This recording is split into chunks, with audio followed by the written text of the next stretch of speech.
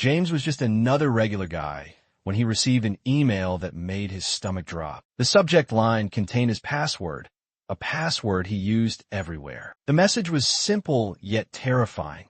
I know everything about you. Pay $5,000 in Bitcoin, or I will ruin your life. James initially thought it was a scam, but then came a follow-up email with his home address. I know where you live. If you ignore this, bad things will happen. Panic set in. That night, a brick shattered his window. Was this just a coincidence, or had someone been watching him? He finally told his parents and called the police. The officers took the threat seriously, but were unable to trace the sender. James never responded to the emails again, and they eventually stopped. But to this day, he doesn't know if the sender ever truly disappeared. Scene 2.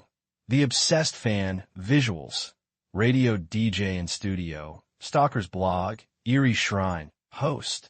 A popular radio DJ started noticing one listener who was just a little too invested in his life. She called in frequently, followed him on social media, and even created a blog dedicated to their love story. The problem? They had never met in person. At first, he ignored it, until she started posting about his relationships, calling his girlfriends terrible names, and even tracking his public appearances. Then, one day, she sent him a picture, a shrine in her home dedicated to him, with framed photos of his face covering the walls. Terrified, the DJ tried blocking her and even shutting down his social media, but she always found new ways to contact him. Eventually, she started making violent threats. Lawyers refused to take his case, and he feared that filing a restraining order would give her access to his real home address. To this day, he doesn't know if she ever stopped watching him. Scene 3.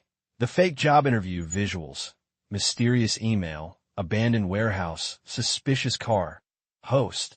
Christian's friend, Katie, had just gone to a job interview when she suddenly stopped responding to texts. Hours later, Christian received an email from her old work account. I lost my phone and keys. Can you pick me up? The location she gave him was an abandoned warehouse parking lot. Something felt off. He emailed back, asking if she could move to a safer location, but she insisted, I'm already here. Just hurry. On his way, he had a sudden realization. How was she emailing him from a random parking lot? His suspicions were confirmed when he called her phone, and someone picked up for just a second before hanging up. Christian immediately called Katie's brother. Have you heard from her? He asked. Yeah, she's been home for hours, her brother replied. Christian's blood ran cold. Someone had stolen Katie's laptop and phone, and had been luring him into a trap. He called the police, who checked the warehouse. It was empty. No further emails ever came, but Katie never recovered her stolen belongings. To this day, they have no idea who was behind it. OUTRO Visuals.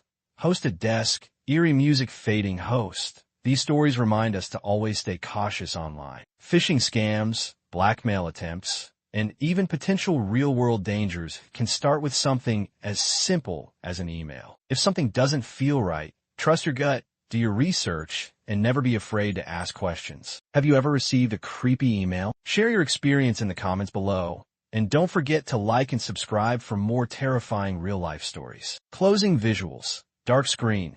Stay safe. Online message fades out.